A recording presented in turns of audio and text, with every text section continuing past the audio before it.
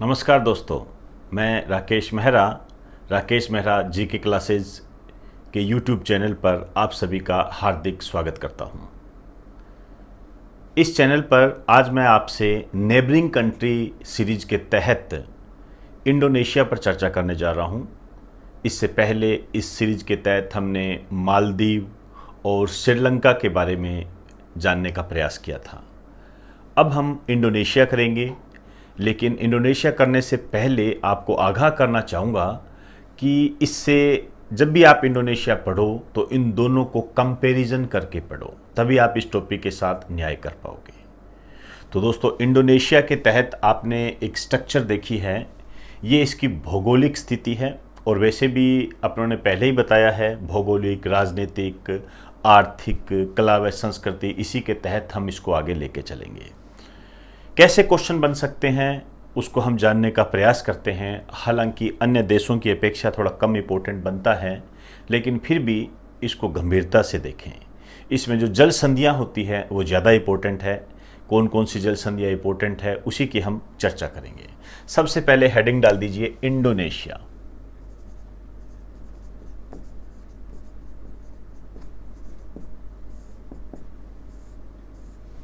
ये जो इंडोनेशिया है, विश्व में सर्वाधिक द्वीपों वाला देश,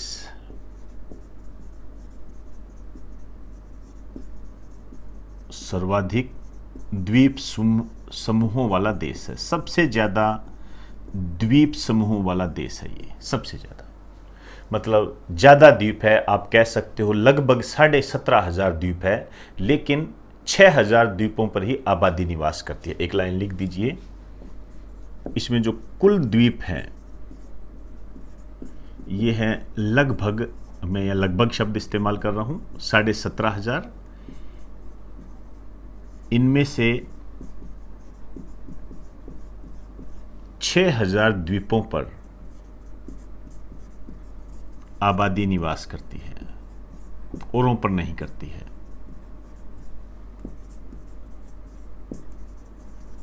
और इसकी जो दूसरी महत्वपूर्ण बात है ये है, विश्व का सबसे बड़ा इस्लामिक देश है ये। विश्व का सबसे बड़ा इस्लामिक देश है, या इस्लाम धर्म से संबंधित चर्चा ज़्यादा होती है, वो लोग ज़्यादा रहते हैं जो इस्लाम धर्म से संबंधित है। लेकिन आपको जानकर हैरानी होगी कि यहाँ पर रामायण को बहुत महत्व दिया जाता है। इसकी आगे चलकर मैं आपसे चर्चा करूँगा, उस पर कई क्वेश्चन बने भी हुए हैं और महत्वपूर्ण है। अब देखिए, यदि हम इसकी भौगोलिक स्थिति की बात करें तो एक हेडिंग डाल दीजिए, भौगोलिक स्थिति, ज्योग्राफिकल कंडीशन। इसके तहत हम इन द्वीपों को या इस मैप को हमें फुलफिल करना पड़ेगा। कौन कौन से द्वीप है, कैसे क्वेश्चन बने हैं, उनको हम जानने का प्रयास करते हैं। तो एक बार आप इसका स्क्रीनशॉट ले लीजिए, फिर मैं मैप को फुलफिल करूंगा। क्लियर?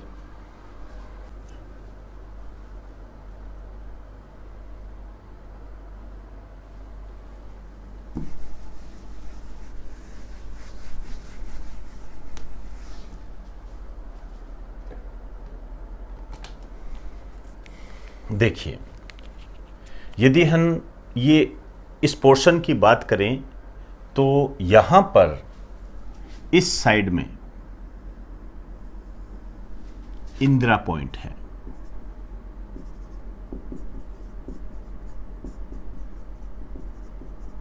इंदिरा पॉइंट है, और जो इंदिरा पॉइंट है आप इसको भली भांति जानते हो, ये है भारत का दक्षिणतम बिंदु।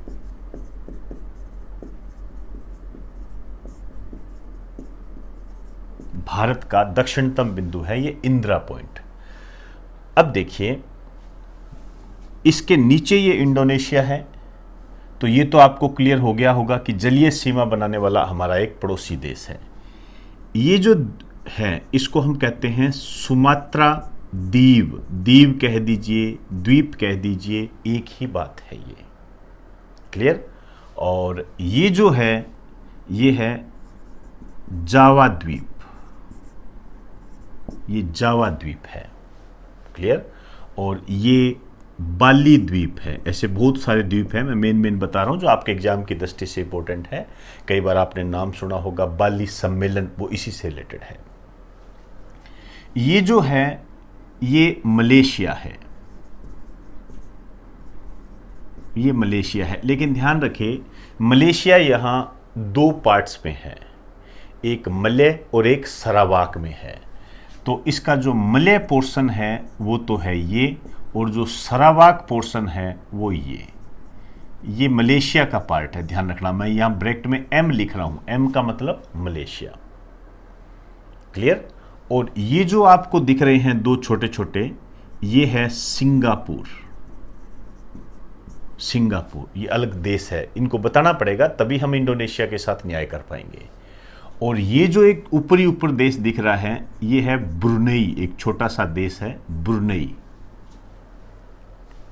और ये जो है ये कालीमंतान है, ये कालीमंतान। और ये कालीमंतान जो है ये इंडोनेशिया का ही है, मैं यहां पर आई शब्द इस्तेमाल कर रहा हूं। क्लियर।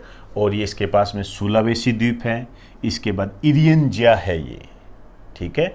और इरियन ज्या के बाद में पापुआ न्यू गिनी नामक द्वीप है। क्लियर। तो इतना आपको ये समझना पड़ेगा। और ये जो पूरा पोर्शन है यदि हम गौर से देखें, इस साइड में तो पड़ता है हिंद महासागर और इस साइड में आपके पड़ता है प्रशांत महासागर। तो दो महासागरों के अंदर ये आता है। अब देखिए यदि हम कहें इनके क्वेश्चन कैसे बनेंगे इस पर, तो आप देखिए ये जो है ये वाला सिस्टम, यहां पानी पानी है, ये है मलक्का जल संधि, इसको हम मलक्का जल संधि बोलते हैं। वाटर चैनल कह सकते हो, मलक्का स्ट्रेट कह सकते हो। और इस साइड में जो है ये, हालांकि ये आपका इंदिरा पॉइंट है तो निकोबार है, इसका मतलब बंगाल की खाड़ी है। बंगाल की खाड़ी का एक पार्ट होता है अंडमान सागर, तो ये अंडमान सागर है। और ये अंडमान सागर यदि आपसे कह दे कि कहाँ है, बंगाल की खाड़ी में है। क्लियर। अंडमान सागर कहाँ है, बंगाल की खाड़ी में। बंगाल की खाड़ी कहाँ है, हिंद महासागर में। क्लियर। ये मलक्का जल संधि है। और ये जो है इधर है आपका, ये है जावा सागर, इसको हम जावा सागर बोलते हैं। तो अब मेरी बात को बहुत गंभीरता से सुने। यदि मैं आपसे कहूं कि ये जो मलक्का जल संधि है ये किन को जोड़ती है, ध्यान रखें, ये अंडमान सागर और जावा सागर को क्या करती है, जोड़ती है। और अलग अलग किसको करती है, मलेशिया और सुमात्रा द्वीप को अलग अलग करती है। क्लियर। तो ये थोड़ा सा ध्यान रखें आप सारे। और यहां पर जो है आपका, वैसे तो इस साइड में आपका दक्षिणी चीन सागर है, ये दक्षिणी चीन सागर है, ये यहां पर। और ये जो है मलेशिया और सिंगापुर के बीच में जोहार बोहारू संधि है, जोहार बोहारू संधि। अब आप देखिए वही बात है, जोहार बोहारू संधि किन को जोड़ती है, तो आप ये कह सकते हो कि जावा सागर और दक्षिणी चीन सागर को जोड़ती है। किन को अलग अलग करती है, मलेशिया और सिंगापुर को अलग अलग करती है। ऐसे होता है ये क्वेश्चन, ठीक है। अब आ जाइए इधर, ये जो कालीमंतान है जो कि इंडोनेशिया का भाग है, सरावाक है जो कि मलेशिया का भाग है, ब्रुनेई ये एक स्वतंत्र देश है। इस पूरे द्वीप को हम कहते हैं बोर्नियो द्वीप, ये बोर्नियो द्वीप है। क्लियर। तो क्या मैं ये कह सकता हूं कि ये जो बोर्नियो द्वीप है इस पर 3 देशों के हिस्से है। देखिए बोर्नियो द्वीप है, इंडोनेशिया का हिस्सा है, मलेशिया का हिस्सा है, ब्रुनेई का हिस्सा है। यही आपके क्वेश्चन आया हुआ है, ऐसा कौन सा द्वीप है जिस पर 3 देशों के हिस्से है। क्लियर। बोर्नियो द्वीप है ये, और ये इंडोनेशिया का सबसे बड़ा द्वीप भी है। तो इसके नीचे एक बात लिख दीजिए, ऐसा द्वीप जिस पर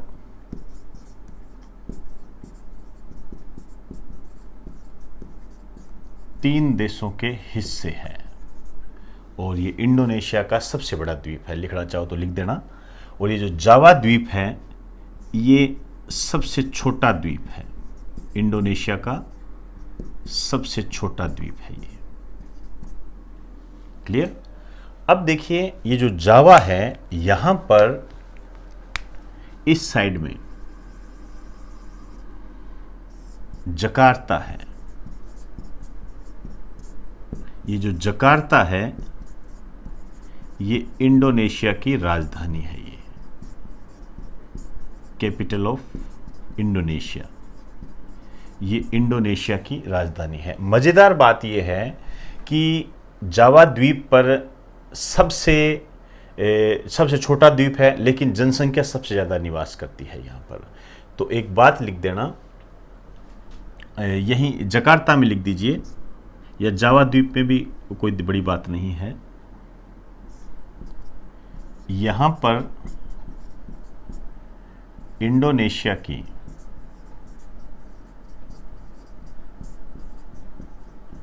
2/3 जनसंख्या निवास करती है। अब देखिए छोटा द्वीप है, 2/3 जनसंख्या निवास करती है और ट्रेन की ऐसी कोई सुविधा नहीं है, मेट्रो ट्रेन वगैरह, इसलिए ये कहा भी जाता है, कई जगह आपको ये मिल जाएगा कि विश्व में सर्वाधिक ट्रैफिक जाम यहीं पर होता है। एक लाइन लिख दीजिए इसी द्वीप के नीचे में लिखना, विश्व में सर्वाधिक ट्रैफिक जाम वाला क्षेत्र, क्योंकि यहाँ पर देखिए मेट्रो जैसी सुविधा नहीं है, इस कारण से ट्रैफिक जाम की स्थिति बनी रहती है। अभी आप ध्यान रखें, यहाँ पर कई बार क्या है, एग्जामिनर जैसे जावा द्वीप नहीं देता है तो जकार्ता दे देता है। एक ही बात है, लोग ज़्यादा निवास तो कैपिटल में ही करेंगे। जैसे हम किसी भी देश की राजधानी देख लीजिए, चाहे हम राजस्थान की राजधानी को जयपुर को देख लीजिए, सर्वाधिक जनसंख्या तो देखिए यही निवास करेगी। तो ये थोड़ा आप ध्यान रखें। तो सर्वाधिक ट्रैफिक जाम यहाँ पर होता है। अब देखिए, अब यदि हम ये कहें ये वाला जो क्षेत्र है यहाँ पर एक झील है, टोबा झील।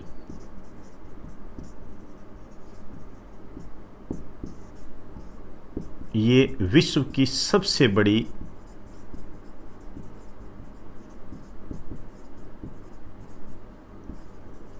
ज्वालामुखी झील है ये। एक चीज और मैं आपको बताना चाहूंगा कि ये जो सुमात्रा द्वीप है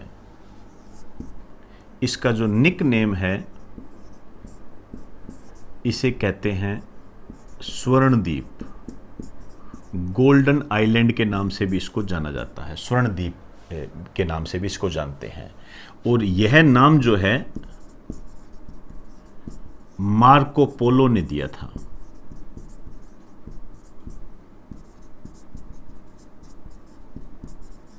मार्को पोलो ने यह नाम दिया था। मार्को पोलो के बारे में आपको जानना पड़ेगा।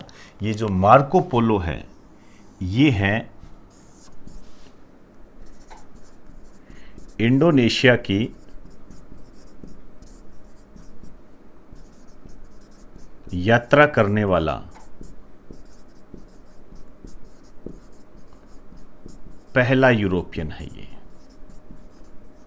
इंडोनेशिया की यात्रा करने वाला पहला यूरोपियन है ये, और ये 1292 में आया था ये इंडोनेशिया में। तो ये थोड़ा ध्यान रखना, इंडोनेशिया की यात्रा करने वाला पहला यूरोपियन मार्को पोलो है। तो ये इसकी ज्योग्राफिकल स्थिति है। सबसे बड़ा द्वीप बोर्नियो द्वीप है जिस पर 3 देशों के हिस्से हैं, कल इंडोनेशिया के हैं, मलेशिया के, ब्रुनेई के है। 2 जल संधि की हमने चर्चा की, मलक्का जल संधि, जोहार बाहरू संधि। एक और कर लीजिए, देखिए एक जल संधि इधर है, मकस्सर जल संधि।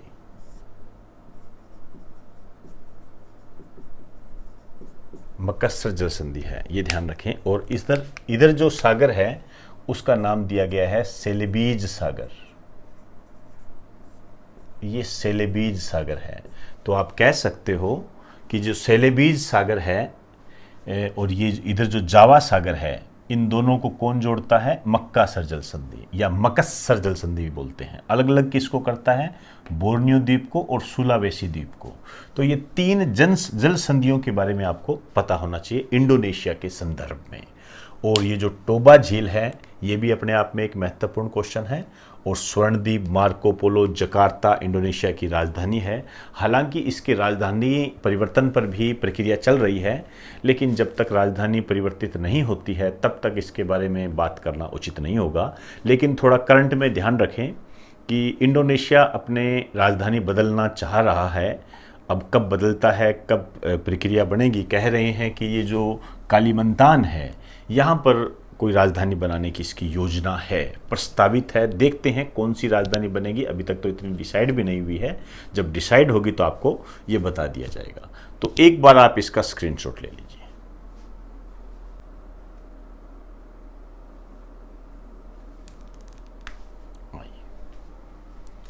देखिए ये जो टोबा झील है, ध्यान रखना, इसको दानू झील भी इसका नाम है, ये भी आपको ध्यान रखना है।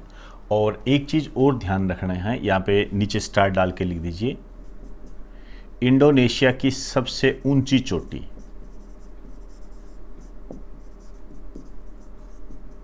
ये है पुणकजा। ये इंडोनेशिया की सबसे ऊंची चोटी है, थोड़ा ध्यान रखें इस बारे में। क्लियर?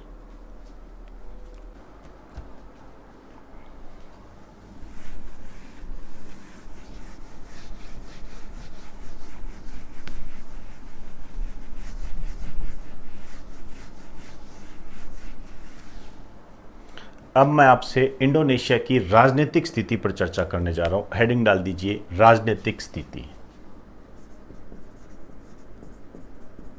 पॉलिटिकल पोजीशन कह दीजिए।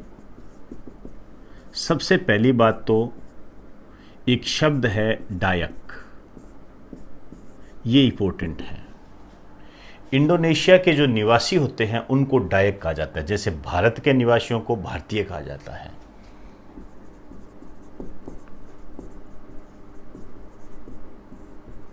इंडोनेशिया के निवासी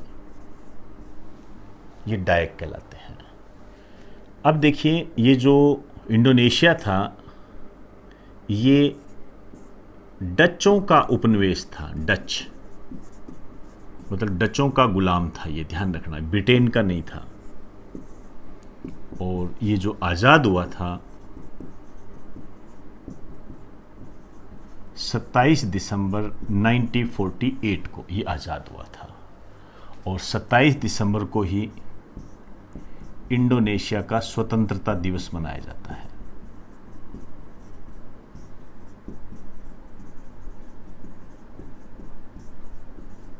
यहाँ पर इंडोनेशिया का स्वतंत्र दिवस होता है, ये ध्यान रखें ये। और ये जो आंदोलन किया था और इस आज़ादी के लिए जो संबंधित आंदोलन के जो नेता थे,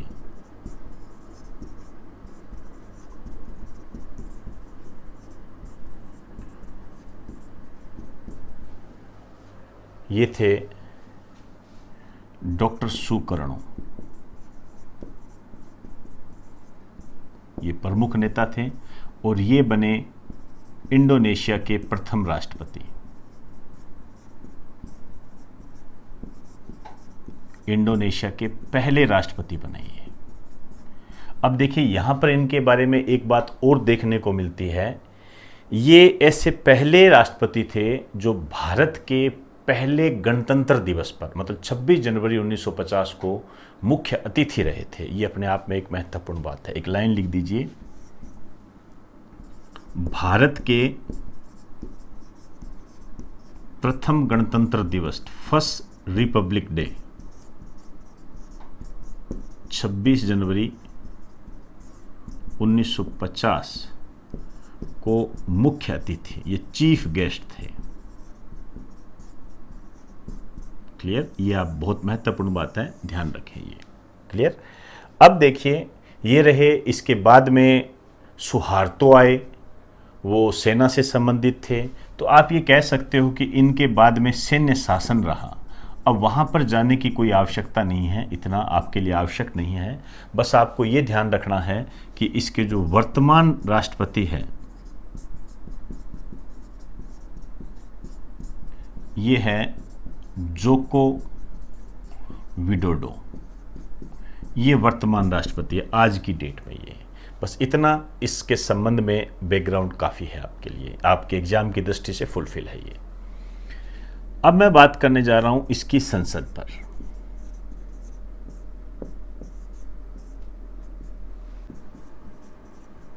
पीपल कंसल्टेटिव असेंबली, ये संसद है। ध्यान रखें यहां पर संसद में सदस्य चुने गए हैं बाली से, हरियाणा के सोमवीर, ये यहीं रहते हैं। एक लाइन लिख देना, वर्ष 2019 में हरियाणा के डॉक्टर सोमवीर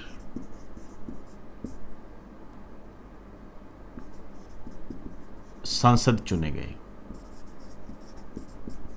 मतलब हरियाणा उनका बैकग्राउंड है, ऐसे नहीं है कि वर्तमान में हरियाणा के निवासी है, वर्तमान में तो इंडोनेशिया के निवासी है। ये थोड़ा करंट के संबंध में इंपॉर्टेंट है, ध्यान दें इस पर। क्लियर?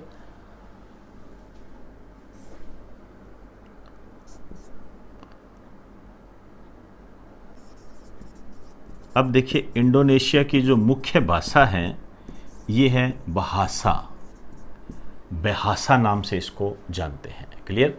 तो इंडोनेशिया की जो राजनीतिक स्थिति है इस पर इसी टाइप के क्वेश्चन बन सकते हैं और इसमें ज़्यादा जानने की कोई आवश्यकता नहीं है। डॉक्टर सुकर्णो मेरी नज़र में सबसे इंपॉर्टेंट क्वेश्चन है ये। क्लियर? तो एक बार आप इसका स्क्रीनशॉट ले लीजिए।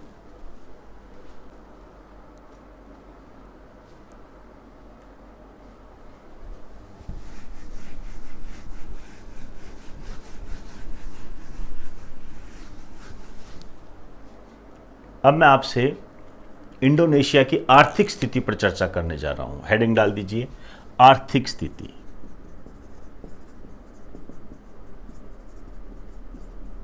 देखिए इसका जो मुख्य व्यवसाय है ये तो है कृषि,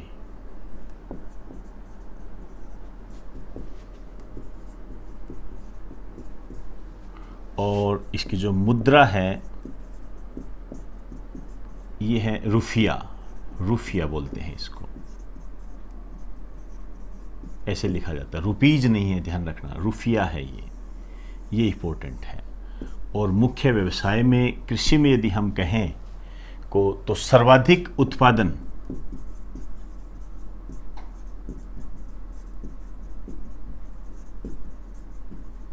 विश्व में जो सर्वाधिक उत्पादन के मामले में इसका जो स्थान है, एक तो फसल होती है जायफल, इसके मामले में सबसे आगे है। एक पाम तेल, पाम ऑयल, इसके मामले में सबसे ज़्यादा ये प्रोडक्शन करता है, विश्व में सबसे ज़्यादा। क्लियर? देखिए एक पौधा है रेफ्लेशिया, ये जो रेफ्लेशिया है ये इंडोनेशिया का मूल पौधा है, मूल पौधा है ये। और इसकी खास बात ये है कि इसका पुष्प, मतलब इसका फ्लावर जो है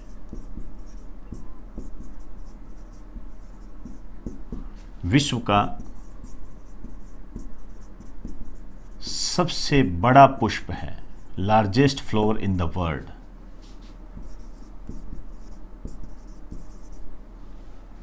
क्लियर? एक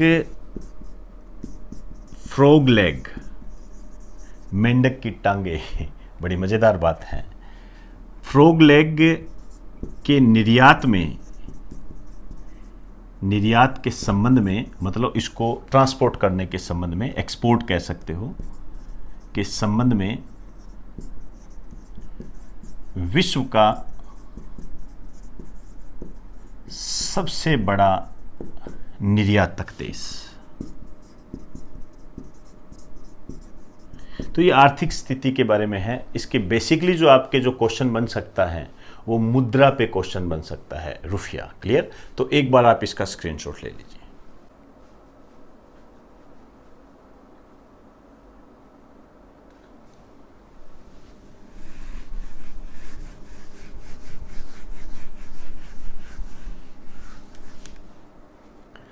अब मैं आपसे इंडोनेशिया की कला और संस्कृति इसके बारे में चर्चा करने जा रहा हूँ। और ये जो टॉपिक है कला और संस्कृति, ये अन्य जितने भी अपनों ने टॉपिक पढ़े हैं जिसमें भौगोलिक को आप थोड़ा इम्पोर्टेंट मान सकते हो, इसके अलावा रूफिया से आपका काम चल जाएगा, और डॉक्टर सुकर्णो और जोको विडोडो, संसद का नाम, इससे आपका काम चल जाएगा। लेकिन कला और संस्कृति, इसमें बहुत ही महत्वपूर्ण क्वेश्चन आपके सामने आते हैं। हेडिंग डाल दीजिए, इंडोनेशिया की कला व संस्कृति, आर्ट एंड कल्चर। और ये दोस्तों, ये टॉपिक ऐसा है जो सभी देशों में महत्वपूर्ण होता है, सभी देशों में ये महत्वपूर्ण है। जैसे कुछ विशेष तथ्यों की हम बात करें, पहला पॉइंट लिखिए, अमोराफेलस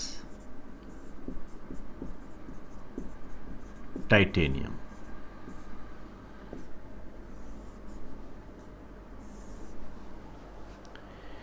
सबसे पहले तो इसका जो निक नेम है ये ज़्यादा इम्पोर्टेंट है। इसे कहते हैं शैतान की जीभ। और इसकी विशेष क्या बात है, पृथ्वी पर सबसे अधिक गंध वाला फूल, और इसकी जो स्थिति है भाई ये कहाँ पर पाया जाता है, ये है सुमात्रा द्वीप पर। अभी अपनों ने चर्चा की थी इसकी, सुमात्रा द्वीप पर है। तो ध्यान रखें, इंडोनेशिया एक ऐसा देश है जहाँ पर जिसका जो मूल पौधा है रेफ्लेशिया, उसका पुष्प सबसे बड़ा पुष्प है, दुनिया का सबसे बड़ा पुष्प है। और पृथ्वी पर सबसे अधिक गंध वाला फूल भी जो अमोराफेलस टाइटेनियम है, ये ही मुख्य रूप से इंडोनेशिया में पाया जाता है। अब हम बात करेंगे नेक्स्ट, बोरोबुदुर।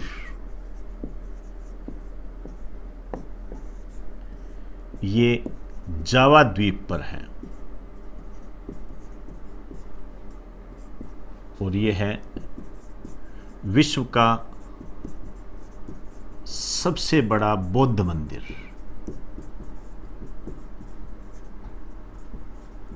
विश्व का सबसे बड़ा बौद्ध मंदिर माना जाता है इसे। क्लियर? नेक्स्ट, तीसरी एक उत्सव की बात करेंगे हम, पसोला उत्सव, फेस्टिवल कह सकते हो। एशिया का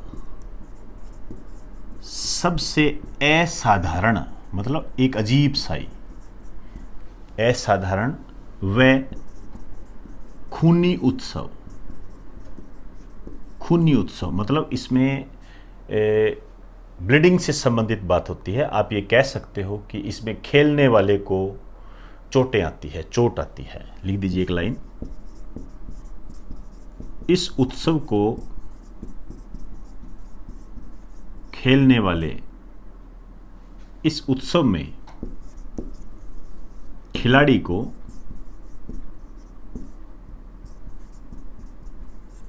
चोटें आती है। क्लियर? अब हम बात करेंगे राष्ट्रीय प्रतीक, इसके नेशनल सिंबल, जिसके अंदर अपना जो पहला पॉइंट है ये है राष्ट्रीय ध्वज, नेशनल फ्लैग।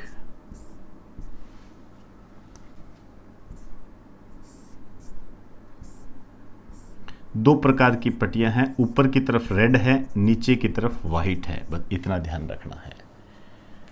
और इसका जो राष्ट्रीय प्रतीक है, आप चिन्ह कह सकते हो, ये गरुड़ है। इसी संदर्भ में आपको बता दूं, इसका जो राष्ट्रीय पक्षी है वो भी गरुड़ है।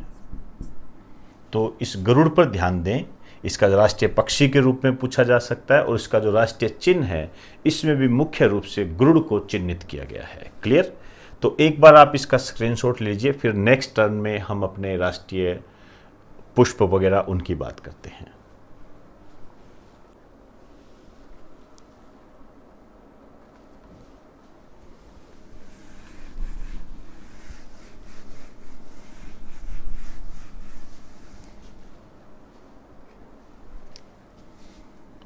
राष्ट्रीय पुष्प, नेशनल फ्लावर। मेलाटीपुती, ये याद ना रहे कोई दिक्कत नहीं है। मोगरा नाम सुना होगा, इसका राष्ट्रीय पुष्प है, ध्यान रखें। ये राष्ट्रीय वृक्ष, नेशनल ट्री, पोहोन बेरिंगिन। राष्ट्रीय पशु, नेशनल एनिमल, ये इंपॉर्टेंट है, ध्यान रखना। कमोडो ड्रैगन, कमोडो ड्रैगन ये एक प्रकार की छिपकली है। एक लाइन लिख दीजिए, विश्व की सबसे बड़ी छिपकली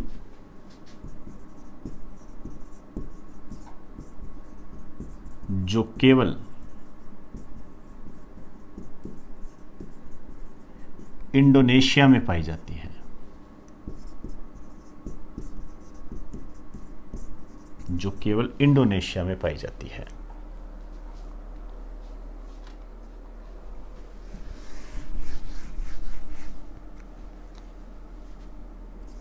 सातवां भी इंपॉर्टेंट लगाइए,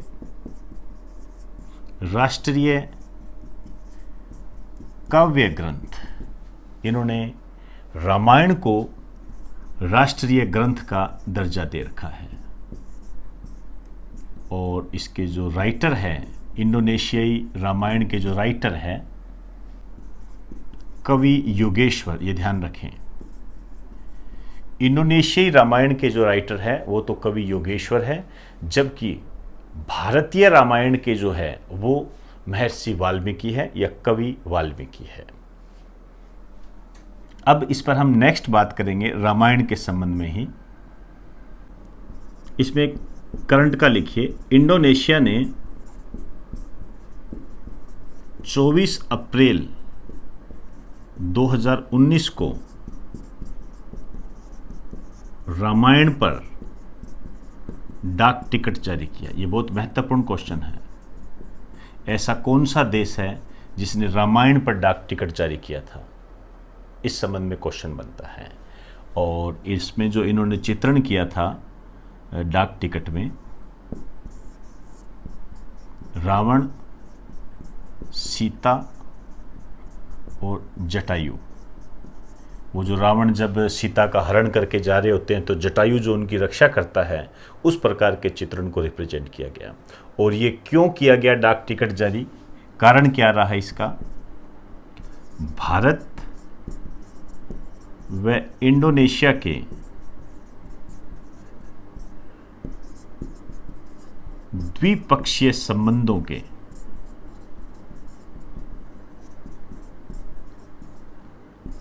70 वर्ष पूर्ण होने पर भारत और इंडोनेशिया के जो द्विपक्षीय संबंध है काफ़ी अच्छे रहे, और इसके 70 वर्ष जो पूरे हैं ये 24 अप्रैल 2019 को हुए थे। इसी उपलक्ष्य में इन्होंने रामायण पर डाक टिकट जारी किया, जिस पर रावण, सीता और जटायु का चित्रण है। और आप समझ सकते हो कि ये जो घटना है, रावण के द्वारा जब सीता का हरण किया गया तो बीच रास्ते में जटायु ने जब सीता जी की रक्षा करने का प्रयास किया, तो उससे संबंधित ये चित्रण है। एक बात और लिखिए, राष्ट्रीय खेल, इसको भी टिक कर दीजिए, मोस्ट इंपॉर्टेंट। बैडमिंटन है ये, और ये आ भी चुका है कि बैडमिंटन किस देश का राष्ट्रीय खेल है? इंडोनेशिया का है।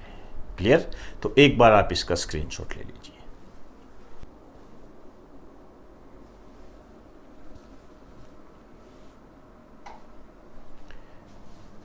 एक और लिख दीजिए, राष्ट्रीय फूड या नेशनल फूड, भोजन कह सकते हो।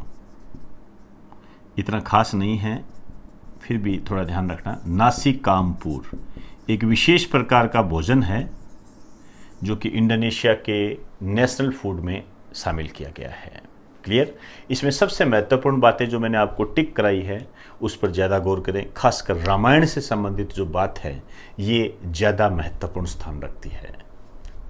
तो दोस्तों, आज हमने इंडोनेशिया को पढ़ने का प्रयास किया है। इससे संबंधित जितने भी जो क्वेश्चन बन सकते थे उसको मैंने आपके सामने पेश कर दिया है और इन्हीं को आपने ध्यान में रखना है। इतना आप ध्यान में रख लेते हो, इसकी भौगोलिक स्थिति और कला व संस्कृति को, यदि कोई क्वेश्चन बनने के जो चांस होंगे वो इस पर बनेंगे। इसके अलावा जो भी करंट में अपडेट आएगा वो साथ साथ आपको मैं करंट जीके में अपडेट करता जाऊँगा।